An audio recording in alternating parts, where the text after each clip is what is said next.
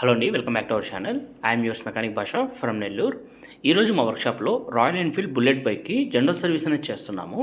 And మనం ఇప్పుడు దీనికి క్లచ్ పార్ట్ ఎందుకు ఓపెన్ చేసాము, బ్యాక్ వీల్ ఎందుకు ఓపెన్ చేసాము, క్లచ్ ప్లేట్స్ డ్యామేజ్ అయితే వచ్చే ప్రాబ్లమ్స్ ఏంటి, అండ్ అదేవిధంగా దీనికి జనరల్ సర్వీస్ ఏ విధంగా చేసుకోవాలి, బుల్లెట్ బైక్కి మనం జనరల్ సర్వీస్ చేయించకపోతే రెగ్యులర్గా ఎలాంటి ఇష్యూస్ ఫేస్ చేస్తాము, ఇలాంటి పాయింట్స్ అన్నీ కూడా మనము ఈరోజు ఈ వీడియోలో డిస్కస్ అయితే చేద్దాము.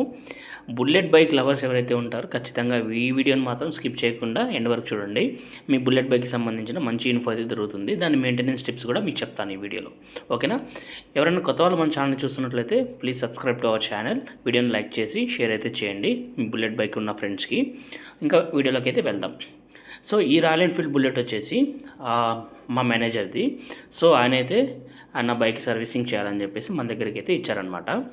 అండ్ దీనికి ఇనిషియల్గా మనము తీసుకున్న తర్వాత అర్థమైంది ఏంటంటే దీనికి క్లచ్ ప్లేట్స్ అనేవి కంప్లీట్లీ డ్యామేజ్ అయిపోయాయి. అండ్ కస్టమర్ తిరిగింది కూడా చూడండి, 49,000 కిలోమీటర్స్ అయితే తిరిగారు. సో ఇంతకుముందు రెగ్యులర్గా సర్వీస్ అనేది వేరే చోట చేస్తూ ఉన్నారు. అండ్ రీసెంట్గా మన దగ్గరికి అయితే ఈ బైక్ సర్వీసింగ్ అయితే ఇచ్చారనమాట.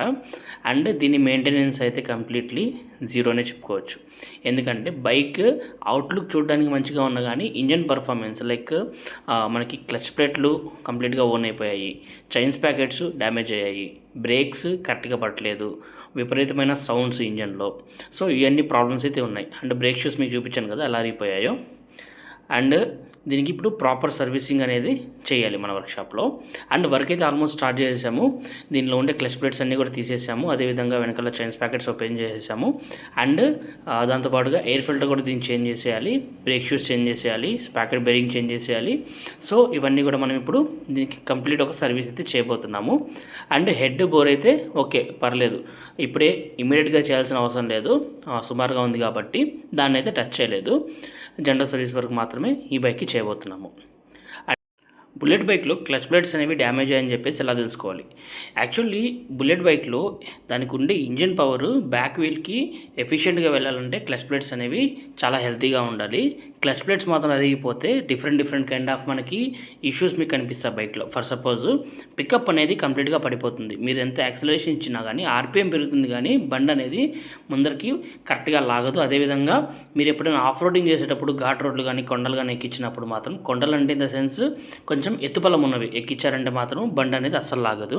అండ్ అదేవిధంగా మనం ఎక్కువ యాక్సిలేషన్ ఇవ్వడం వల్ల బండి ముందర లాగదు. అదేవిధంగా పెట్రోల్ అనే కన్సంప్షన్ చాలా ఎక్కువ అయిపోతుంది, మైలేజ్ డ్రాప్ అయిపోతుంది, పికప్ డ్రాపు, మైలేజ్ డ్రాపు. అదేవిధంగా మీరు గమనించినట్లయితే గేర్ షిఫ్టింగ్ అప్పుడు కొంచెం హార్డ్గా గేర్లు అనేవి పడతాయి, న్యూట్రల్ అవ్వడం కూడా కష్టం అవుతుంది. అండ్ ఇంజన్ మెయిన్ అండి. అసలు క్లచ్ ప్లేట్స్ అనేవి డ్యామేజ్ అయితే మాత్రము నెక్స్ట్ దాని ఎఫెక్ట్ పడేది ఇంజన్ మీదే. ఎందుకంటే ఇంజన్ అనేది ఓవర్ హీట్ అయిపోతూ ఉంటుంది, దానివల్ల లోపల ఉండే ఇంజన్ పార్ట్స్ అన్నీ కూడా డ్యామేజ్ అయిపోతాయి. సో ఈ అన్ని ప్రాబ్లమ్స్ మనకి క్లచ్ ప్లేట్స్ పోయినప్పుడు ఇలాంటి మనకి సైన్స్ అన్నీ కనిపిస్తుంటాయి. Not only bullet, every bike కూడా ఇవే కామన్గా ఉంటాయి. ఓకేనా? అండ్ నార్మల్గా మనకి 100cc 150cc లాంటి బైక్స్లో డిఫరెంట్, కానీ బుల్లెట్ లాంటి బైక్లో డిఫరెంట్. ఎందుకంటే యాక్చువల్లీ ఈ బుల్లెట్ బైక్ అనేది హై టార్క్ అనమాట. టార్క్ అనేది ఎక్కువగా జనరేట్ చేస్తుంది లోయర్ ఆర్పిఎంలో కూడా. అండ్ మనకి ఆ క్లచ్ అనేది కరెక్ట్గా లేదనుకోండి, మనకి ఆ లాగే పవర్ ఏదైతే ఉంటుందో పడిపోతుంది కంప్లీట్లీ. సో అందువల్ల మనకి ఇంజన్ ఖచ్చితంగా డ్యామేజ్ అవుతుంది. ఓకేనా? అండ్ దాంతోపాటుగా దీనికి యూజ్ చేసే ఇంజిన్ ఆయిల్ మాత్రం అసలు నెగ్లెక్ట్ చేయదు బుల్లెట్ బైక్కి. జనరల్ సర్వీస్ చేసేటప్పుడు ఖచ్చితంగా engine oil time to time మారుస్తూ ఉండాలి, ఇంజిన్ ఆయిల్ లెవెల్ చెక్ చేసుకుంటూ ఉండాలి. ఇన్ కేస్ కొంచెం మనకు తేడా అనిపించినా కానీ ఇంజిన్ ఆయిల్ ఫస్ట్ దీంట్లో తీసేయాలన్నమాట. ఓకేనా? ఇప్పుడు దీనికి క్లచ్ ప్లేట్స్ అనేవి కంపెనీ తీసుకొచ్చి ఫిట్ అయితే చేయడం జరుగుతుంది. అండ్ మా వర్క్షాప్లో ఆల్మోస్ట్ క్లచ్ ప్లేట్స్ దగ్గర నుంచి ఎవ్రీ ఇంజన్ వర్క్ చేసే ప్రతి ఒక్క సామాన్ కూడా జెన్యూన్ స్పేర్ పార్ట్స్ యూజ్ చేస్తాం. సో ఇప్పుడు దీనికి వర్క్ అనేది డాడీ స్టార్ట్ చేశారు. అండ్ ఆల్రెడీ ర్యాంప్ పైన ఒక బండి ఉంది కాబట్టి బుల్లెట్ బైక్ కిందే పెట్టి చేసేస్తున్నారు. సో డాడీ కూడా కిందే కూర్చొని కంఫర్టబుల్గా చేస్తున్నారనమాట. అండ్ బైక్ చేసేటప్పుడు బుల్లెట్ బైక్స్ డాడీ లైక్ ఆయన ఓల్డ్ మెమరీస్ అన్నీ కూడా నాతో షేర్ చేసుకుంటుంటారు. ఎందుకంటే ఆయన వర్క్ నేర్చుకోవడం స్టార్ట్ చేసిందే ఓల్డ్ బుల్లెట్స్ మీద. సో అందువల్ల బుల్లెట్ బైక్ ఏదైనా వచ్చిందంటే అప్పట్లో ఎలా ఉండేవి, ఇప్పుడుండే బుల్లెట్ బైక్స్కి తేడా ఏంటి, ఇవన్నీ లైక్ చిన్న ఆయన మెమరీస్ నాతో షేర్ చేసుకుంటూ వర్క్ అయితే చేస్తూ ఉంటారు. సో ఇప్పుడు దీనికి క్లచ్ ప్లేట్స్ అనేవి ఆల్మోస్ట్ ఫిట్టింగ్ అయితే చేసేసారనమాట. అండ్ దీని తర్వాత వెనకాల మనకి ఏదైతే చైన్స్ ప్యాకెట్స్ ఉన్నాయో ఆ చైన్స్ ప్యాకెట్స్ చేంజ్ చేయాలి. సో ఫస్ట్ అయితే క్లచ్ అయితే సెట్ చేసుకుంటున్నారు. అండ్ చాలామంది అడుగుతుంటారు క్లచ్ ప్లేట్స్ అనేవి ఎప్పుడు చేంజ్ చేసుకోవాలి, ఎప్పుడు చేంజ్ చేసుకోవాలని చెప్పేసి. యాక్చువల్లీ క్లచ్ ప్లేట్స్ అనేవి మనం రైడింగ్ చేసే హ్యాబిట్ని బట్టే అండి. లైక్ కొంతమంది ఉంటారు క్లచ్ అనేది హాఫ్ క్లచ్ పట్టుకొని బండి తోలుతుంటారు. కొంతమంది ఏం చేస్తుంటారంటే బ్రేక్ పెడల్ మీద కొంచెం బ్రేక్ అదిమి బండి నడుపుతుంటారు. సో ఇలాంటి 2 మిస్టేక్స్ చేయడం వల్ల క్లచ్ ప్లేట్స్ అనేవి త్వరగా అరిగిపోతుంటాయి. అండ్ ఇంకొంతమంది ఉంటారు ఫస్ట్ గేర్ వేసేసి లైక్ ఎలా పడితే అలా లాగేస్తూ ఉంటారు. అండ్ గేర్ షిఫ్టింగ్ కూడా చాలా లేట్‌గా చేస్తుంటారు. అలాంటి టైంలో మనకేంటంటే క్లచ్ ప్లేట్స్ అనేవి వాళ్ళకి త్వరగా డ్యామేజ్ అవుతాయి. అండ్ ఇంకా మనము ఏదైతే చైన్స్ ప్యాకెట్స్ ఉన్నాయో ఆ చైన్స్ ప్యాకెట్ దగ్గరకు వచ్చినప్పుడు యాక్చువల్లీ బుల్లెట్ బైక్ అనేది చాలా బరువుగా ఉంటుంది. దానికి వచ్చే టార్క్ కూడా ఎక్కువ.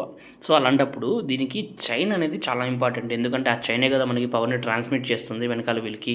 ఆ చైన్ లూబ్రికేషన్ కానీ ప్రాపర్ మెయింటెనెన్స్ లేకపోతే చైన్స్ ప్యాకెట్స్‌ని త్వరగా మనకి పాడైపోతాయి. అండ్ బుల్లెట్లు ఎక్కువగా కూడా ముందరుండే వీల్‌కి స్పాకెట్ వీల్‌కి పళ్ళనేవి విరిగిపోతుంటాయి. మనం ప్రాపర్ లూబ్రికేషన్ చేయకపోతే డ్రై అయిపోతుంది చైను. అలాంటప్పుడు మనకి చైన్స్ ప్యాకెట్స్ అనేవి చాలా త్వరగా డ్యామేజ్ అవుతాయి. అండ్ దీనికి కూడా అదే ప్రాబ్లమ్ అనమాట. లూబ్రికేషన్ కరెక్ట్‌గా చేయలేదు మా మేనేజర్ గారు. సో అందువల్ల దీనికి చైన్స్ ప్యాకెట్స్ త్వరగా డ్యామేజ్ అయిపోయాయి.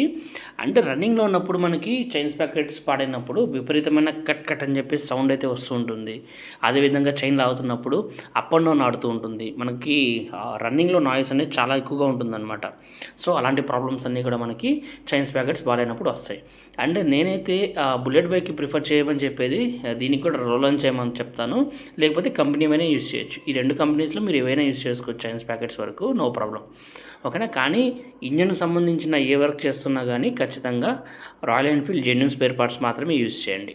మనమైతే దీనికి కంప్లీట్‌లీ అన్నీ కూడా జెన్యూన్ స్పేర్ పార్ట్సే యూజ్ చేస్తున్నాము. అండ్ ఇప్పుడు దీనికి బ్రేక్ షూస్ చూస్తున్నారు కదా, బ్రేక్ షూస్ కూడా కొత్తవి వేసేస్తున్నాము.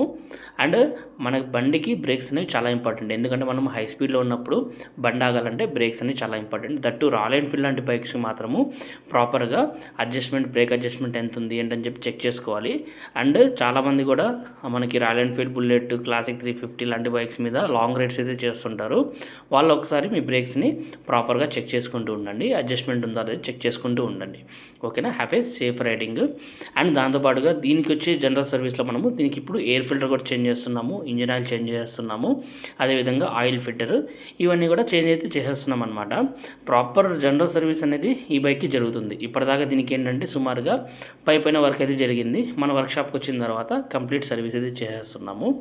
అండ్ మా మేనేజర్ కూడా ఎంతో నమ్మకంతో ఆయన బుల్లెట్ బైక్ అయితే నీ దగ్గర చేయించాలని చెప్పేసి మన వీడియోస్ చూసి ఇచ్చారు. యాక్చువల్లీ నాకు యూట్యూబ్ ఛానల్ ఉందని చెప్పేసి ఆయనకు తెలియదు. కానీ ఇప్పుడే చూసాడంట, బ్రౌజ్ చేస్తున్నప్పుడు వచ్చింది ఆయనకి. సో చూసి వెంటనే మన వర్క్షాప్లో అయితే ఆయన బైక్ కంప్లీట్లీ జనరల్ సర్వీస్ చేయించుకుంటున్నారు. అండ్ దట్టు ఈ బైక్ వచ్చేసి నా దగ్గర 2 డేస్ నా దగ్గరే ఉండింది. ప్రాపర్గా మొత్తం సెట్ అయిన తర్వాతనే ఆయనకైతే బైక్ ఇచ్చాను. అండ్ ఇదిగోండి దీని ఎయిర్ ఫిల్టరు. యాక్చువల్లీ ఏ బైక్ అయినా కానీ ఎయిర్ ఫిల్టర్ అనేది 12,000 కిలోమీటర్స్ ఒకసారి చేంజ్ అయితే చేసుకుంటూ ఉండండి. అదేవిధంగా ఎవ్రీ సర్వీస్లో క్లీన్ అయితే చేసుకోండి. సో ప్రాపర్గా దీనికి సర్వీస్ అంతా కూడా అయిపోయింది. నాన్నగారు అయితే ఇప్పుడు దీనికి టెస్టెడ్ అయితే వెళ్తున్నారనమాట. ఒకసారి టెస్టెడ్ వెళ్ళిన తర్వాత నేను వాటర్ వాష్కి వెళ్ళేసి బైక్ అంతా కూడా వాటర్ వాష్ చేసి వర్క్షాప్కి మళ్ళీ రిటర్న్ తీసుకొస్తాను. అండ్ ఫైనల్ అవుట్లుక్ అండి, కంప్లీట్లీ వాటర్ వాష్ని చేసి మా మేనేజర్కి బైక్ అనేది ఇవ్వడానికి డెలివరీ రెడీ చేసేసాను. కాకపోతే 2 డేస్ నా దగ్గరే ఉండింది. 2 డేస్ తర్వాత డెలివరీ ఇచ్చాను. సో గైస్ మీరు కూడా మీ దగ్గర కూడా రాయల్ ఎన్ఫీల్డ్ క్లాసిక్ కానీ 350 కానీ meteor any kind of royal Enfield bike ఉంటే మాత్రం ఒకసారి జనరల్ సర్వీస్ కానివ్వండి, ఇంజన్ వర్క్ కానివ్వండి, రిజిస్ట్రేషన్ వర్క్ కానివ్వండి, ఏదైనా కానీ మన వర్క్షాప్కి అయితే ఒకసారి తీసుకురండి. దాన్ని ప్రాపర్గా చెక్ చేసి మీ రాయల్ ఎన్ఫీల్డ్ రైడింగ్ ఎక్స్పీరియన్స్ని ఇంకొంచెం మేమైతే దాన్ని మెరుగుపరుస్తాం. ఓకేనా. Thank you for watching. Signing off. Bye bye.